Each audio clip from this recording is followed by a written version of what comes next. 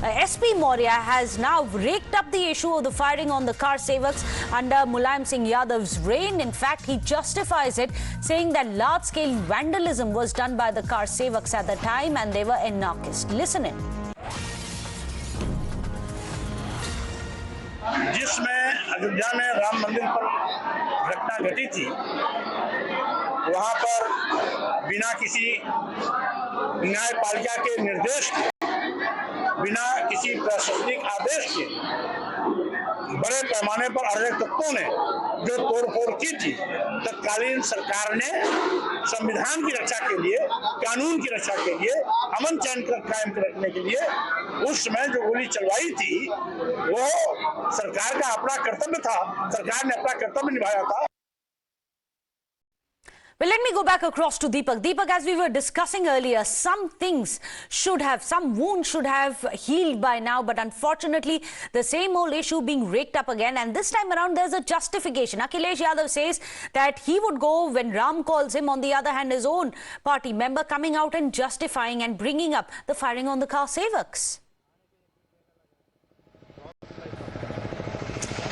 Absolutely. At a time like this, to rake up the issue of the Karsevaks, the attack on them, or the violence that took place is totally uncalled for. And one really wonders what sort of political mileage or leverage do they gain from these sort of statements being made repeatedly ahead of the consecration ceremony. On one hand, they say that all of us, of course, are happy that the Ram Mandir is being constructed. On the other, once again raking up these issues which could hurt a group of people who have fought for the cause is something that could totally be unwarranted. But time and again, it seems like at least from the India bloc, the alliance partners there are pretty, they have pretty much mixed opinions as far as the consecration ceremony and the kind of line that they need to toe with regard to the statements that they're making. And multiple leaders, make different statements from different political parties, and they don't seem to be in sync or don't have clarity on how they should go about whether to attend this consecration ceremony, whether to talk positively about it,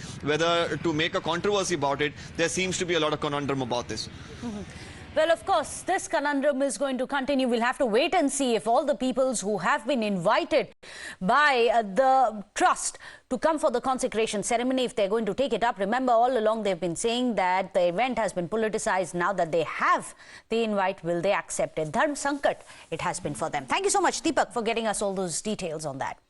But with that, let's move on in the bulletin and remind you how yesterday Prime Minister Modi gave the sandesh of Sabka Saath.